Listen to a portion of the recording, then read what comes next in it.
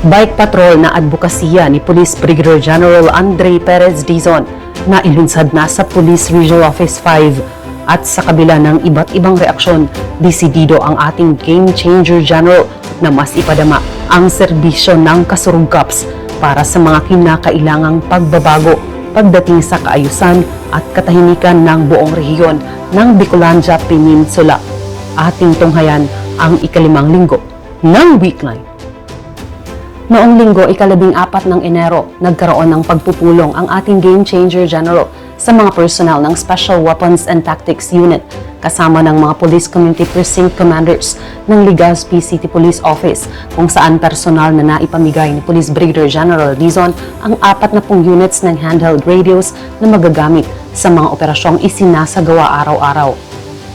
Nagsagawa naman ng on-the-spot inspection and correction si Police Brigadier General Dizon sa araw na ito sa Daraga Police Assistance Center at minabuting obserbahan ng personal ang isinasagawang checkpoint ng Provincial Mobile Force Company sa Barangay Baskaran, Daraga Albay at Pilar Municipal Police Station Border Control sa Barangay Putiaw, Pilar, Sorsogon. Naipamigay din sa mga nasabing operational component ng PNP Region 5 ang mga handheld radios upang magamit nila sa kanilang mga operasyon.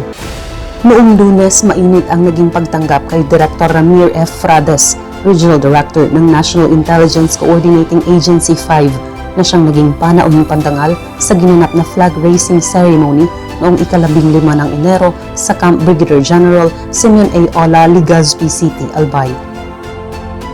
Pagkatapos ng kaganapan ay pinulong ni Police Brigadier General Dizon ang lahat ng mga Chiefs of Offices ng mga Regional Operations Support Units at Regional Administrative Support Units ng Police Regional Office 5 para sa mga importanteng usapin sa kanyang pamamahala, mga implementasyon at iba pang law enforcement concerns para sa Rehiyon 5.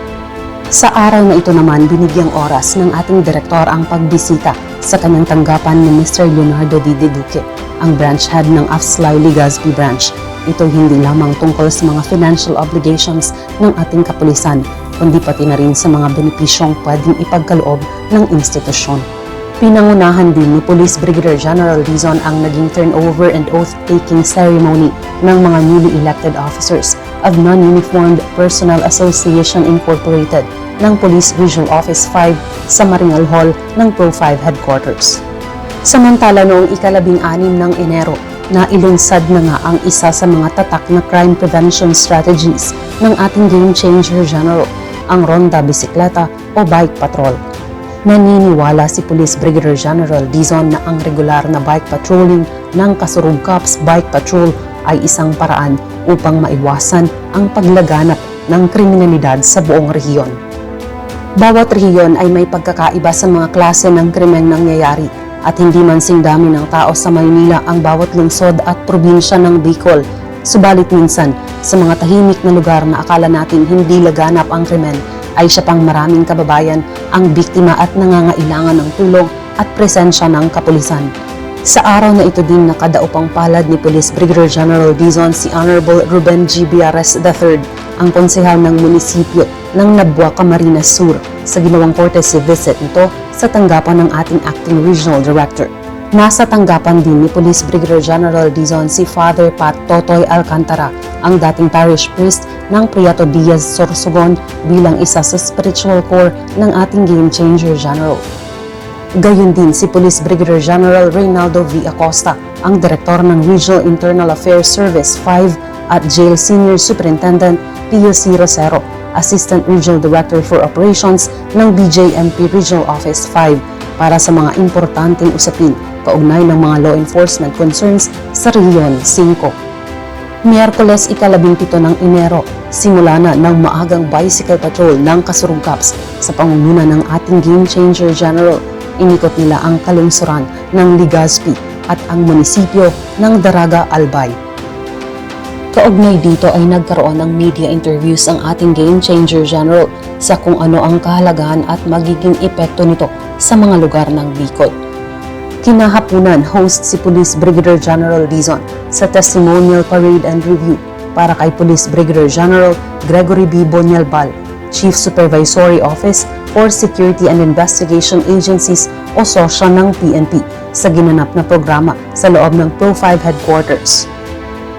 Noong Huwebes, ika-18 ng Enero, pagkatapos na maikot sa pamamaraang bike patrol ang Legazpi City at munisipyo ng Daraga ng Team Kasurong Cops, minabuti ni Police Brigadier General Dizon na magsagawa ng courtesy call kay Honorable Marie Bernadette G. Escudero, Representative 1st District of Sorsogon, upang pag-usapan ang mga nais na kaayusan ng kongresista sa kanyang nasasakupan at maipatupad ito ng naaayon sa mga standards and procedures ng Philippine National Police.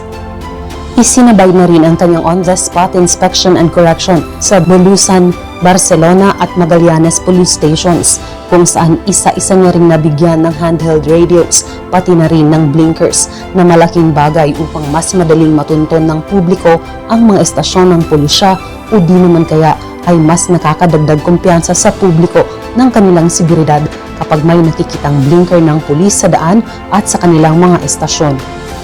Biyernes, ika-19 ng Enero, maagang nagsagawa ng bicycle patrol ang Kasurong Cops at pagkatapos nito ay naging abala ang ating Game Changer General sa mga administratibong gawain at mga small group meetings with selected chiefs. Nakibahagi din siya sa inihandog na retirement honors kay Police Brigadier General Gregory B. Bognalbal, ang chief ng SOSYA sa Pro 4A Camp Vicente Lim, Calamba, Laguna. Nagtapos ang linggo ni Police Brigadier General Dizon sa pamamagitan ng nakaugalian niyang on-the-spot inspection and correction at sa pagkakataong ito ay isinagawa sa Sipokot, Libmanan Municipal Police Stations pati na rin ang Motorist Assistance Center ng Pili Municipal Police Station, gayon din ng Community Police Assistance Center sa Camarines Sur na ipamigay din sa kanila ng ating Regional Director ang handheld radios. At sa mga naisagawang operasyon sa buong linggo mula ika-14 ng Enero hanggang ika-20, nagresulta ang mga ito sa mga sumusunod na datos. Mahigit 1.5 milyong pisong halaga muli ang nakumpiska ng mga operatiba ng pulis sa Rehiyon 5 sa kampanya kontra iligal na droga ng gobyerno at ng PNP. Nagresulta ito sa pagkakahuli ng 30 suspects mula sa 24 na kabuuang operasyon.